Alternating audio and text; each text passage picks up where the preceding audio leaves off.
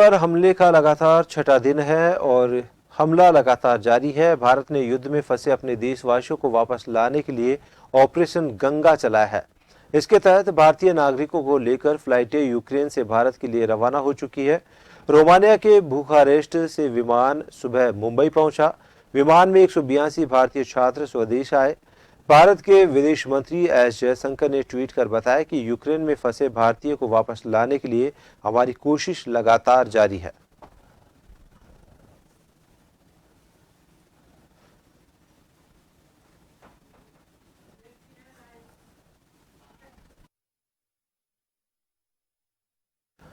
और ज्यादा जानकारी के लिए हमारे सहयोगी विवेक शर्मा हमसे लाइव जुड़ चुके हैं। विवेक से ज्यादा चर्चा करेंगे।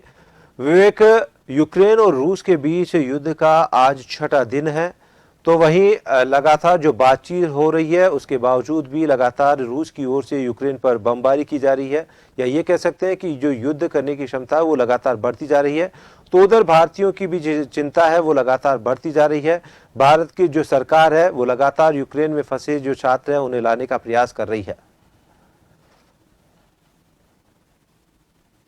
देखिए, रूस और यूक्रेन के बीच छिड़ी जंग को 5 दिन पूरे हो चुके हैं और रूसी सेनाएं जमकर जो है कहर यूक्रेन में बरसा रही है। यूक्रेन में फंसे भारतीयों को सुरक्षित भारत वापस लाने के लिए केंद्र सरकार लगातार जो है प्रयास कर रही है। अब तक 6 फ्लाइट्स के जरिए जो है 1396 भारतीयों को भारत लाया गया है। अब जो कीव था, जो यूक्रेन की राजधानी कीव थी, वहां से कर्फ्यू हटा लिया गया है और ट्रेनों का संचालन जो है वो भी बढ़ाया गया है। ऐसे में लगातार भारत सरकार यूक्रेन सरकार से जो है वार्ता कर सुरक्षित भारतीयों को वापस लाने की यहाँ पर जद्दोजहद में जुटी हुई है। भारतीयों के लिए केंद्र सरकार की ओर से भी गाइडलाइन जारी की गई है कि अपनी निजी कारों से जो है बॉर्डर तक ना आए। जो रेल है, रेल के जरिए वो सुरक्षित स्थानों पर पहुंचे, जिसके बाद उन्हें एयरलिफ्ट कर जो है भारत लाया जाएगा और सभी को वतन जो है वापस लाया जाएगा। क्योंकि जिस तरह के हालात लगातार वहां पर बीते 5 दिनों से देखे जा रहे हैं, यूक्रेन में भगदड़ सा माहौल है। जो भारतीय वहां फंसे हुए हैं, करीब 18,000 से ज्यादा भारतीय जो है यूक्रेन में फंसे होने की जानकारी सामने आई है। ऐसे में अब तक करीब 1400 भारतीयों को सुरक्षित वापस लाया गया है, लेकिन अन्य जो भारतीय वहां फंसे हैं उन्हें लेने के लिए 7वीं फ्लाइट भी जो है यूक्रेन पहुंच चुकी है। तो ऐसे में ये माना जा रहा है ऑपरेशन गंगा के तहत भारतीयों को सुरक्षित घर वापसी के लिए लगातार कवायद जारी है। इसी बीच केंद्र सरकार ने की ओर से एक हाई स्तरीय जो है एक बैठक की गई थी, जिसमें 4 केंद्रीय मंत्रियों को जो है यूक्रेन भेजा जा रहा है।